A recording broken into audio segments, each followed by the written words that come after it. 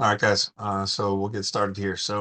Again, what we're going to talk about is the upgraded Baofeng radio, the UV17R. It's basically the upgrade to the UV5R. So I'll show you some of the benefits to that. And I have an Amazon list for you guys that I'll put in here in the chat so you can see everything that we're going to talk about. All right.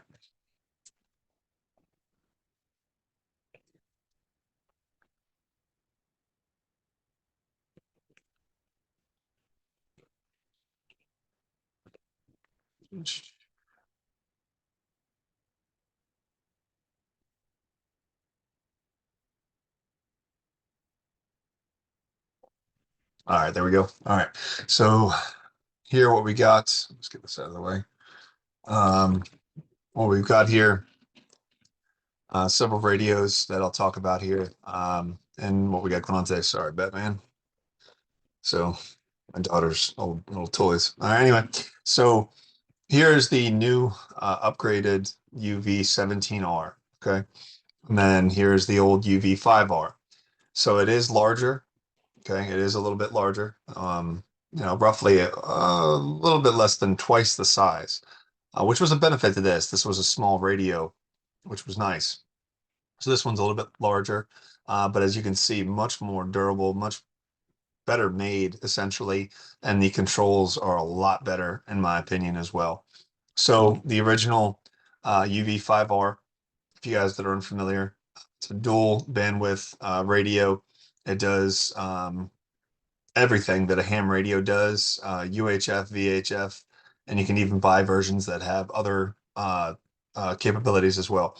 This radio, as you see it, stock like this, it's $17 on Amazon. So it has the typical, very ubiquitous Kenwood K speaker mic adapter, a 2-pin, and very, very easy to control and use radio. You can watch a YouTube video and learn how to use it. And then you can even get programming cables very cheaply to connect it to your computer to clone radios. And you can also even get these little devices here. Let me show you. I'm just gonna get this screen out of here. Wait. You can get these little devices like this. This is the TID radio. So this plugs in and you can flash it or copy it or clone it.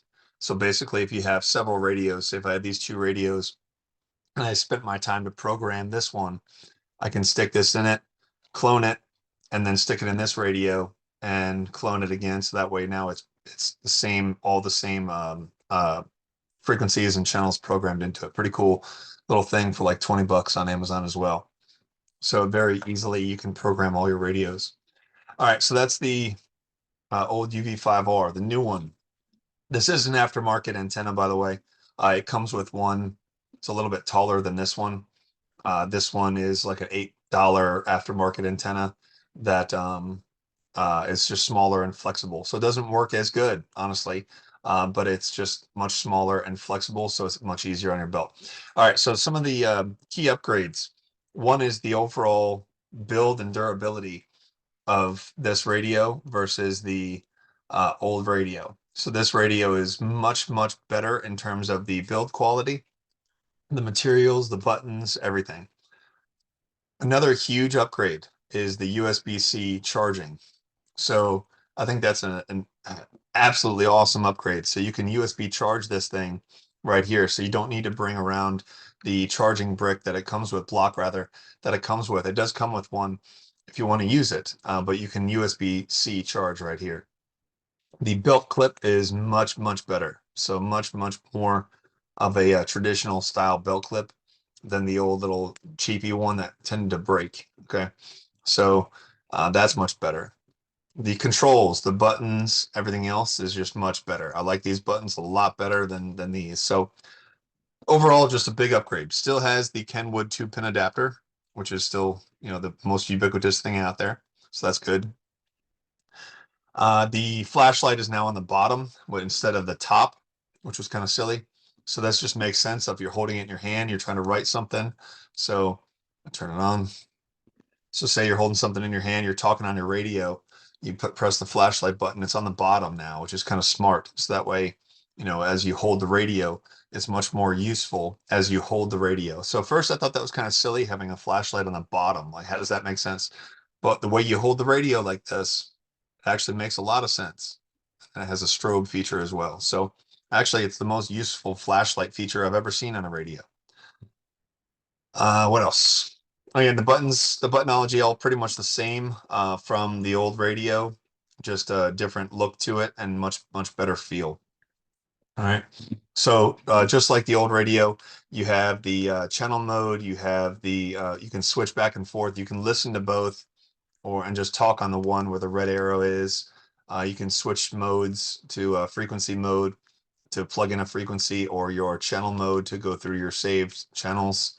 All the same kind of stuff there.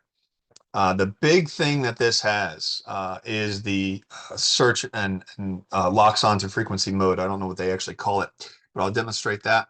And then it has what's called the RSSI feature as well. So you can actually see how strong the signal is that you're receiving, which basically tells you how close you are to the radio that you're receiving from, which is pretty cool.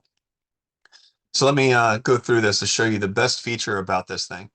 It has a search feature. So if you're here and say I want to go to this, I'll do this one, or we'll go to channel, say 5. All right, so channel 5, let's say I'm working with this company and they've got these radios that I want to be able to talk to. Nobody knows their frequencies. I'll just start with that.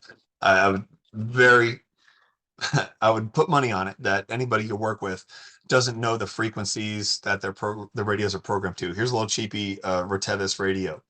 I got it to channel 4. So let's say they're using these at an event. So the cool thing about this is I can now search on this. I hold this blue button and it goes into a search mode. So now I key this radio and I just hold it down until the Baofeng locks onto the frequency, and then it'll lock on to the subtone as well, which I have never seen a radio do that before. So let me actually change let's try this one. Let's see if this one has a subtone built in on it, this channel on this radio.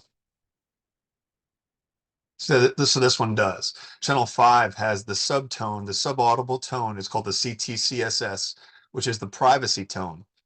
I've seen radios lock onto frequencies before. I've never had a radio, especially at this price point, that will lock on to not only the frequency, but the subtone. It's pretty awesome. So now all I have to do is hit the save button. I can save it as, I think this was channel 5. So we'll go to say channel 5, save it. And now the radio will talk to each other. And you see here, when I key this radio, the Retevis, it'll give you the RSSI, the signal strength. Let's check it out. See, the signal strength is maxed out. So that means it's very close naturally. And now the radios will talk, sorry, the backfeed, since they're so close, will be able to talk to each other.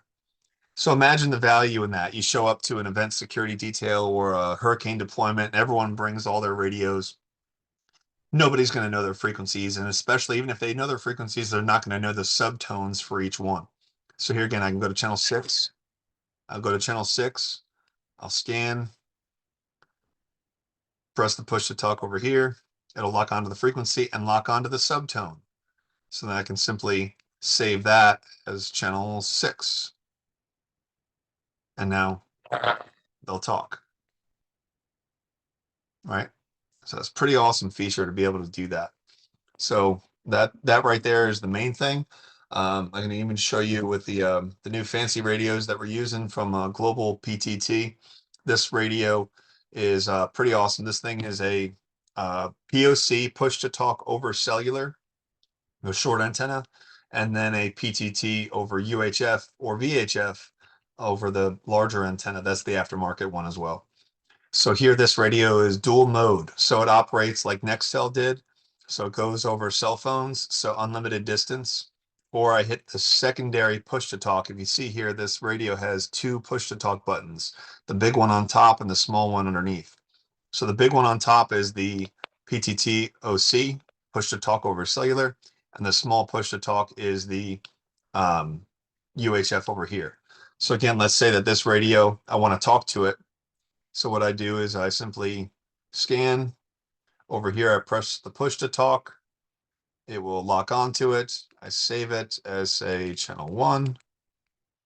And now they'll talk to each other. They'll be able to talk to each other. Test, test, test, test. So now they can talk. Pretty awesome. So pretty cool little deal there. This radio also utilizes that same Kenwood 2-pin adapter. So if you've got your in-ear set up, you can use the same push to talk that you have. This one here is mine, for example. So here is my 2-wire push to talk. Okay. And so it can plug into any of these radios with this 2-pin, to the Baofeng, to the global push to talk, the old Baofeng. You just plug in with this, plug in your in-ear into here, and here's your actual mic. So, all right, pretty good stuff, especially for the price point. Okay.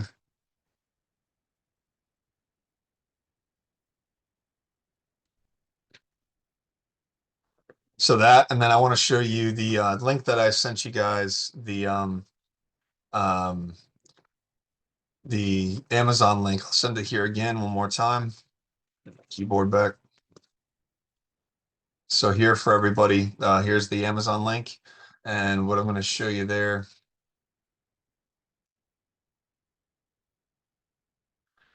what we have here. So here is the Baofeng UV5R, the old one, at $17.50 on Amazon. Here's the new radio, the UV5R. Or sorry, the UV17R. It's a UV5R upgrade. Make sure if you order one, if you use this link, it's the right one. But make sure you get the one with the USB charging. You want that. All right. There is a model that does not have the USB-C charging. So this is 25 bucks. Here's the programmer, and there's also a programming cable down here. And if you have the old UV5R radios, they make USB-C charging batteries now.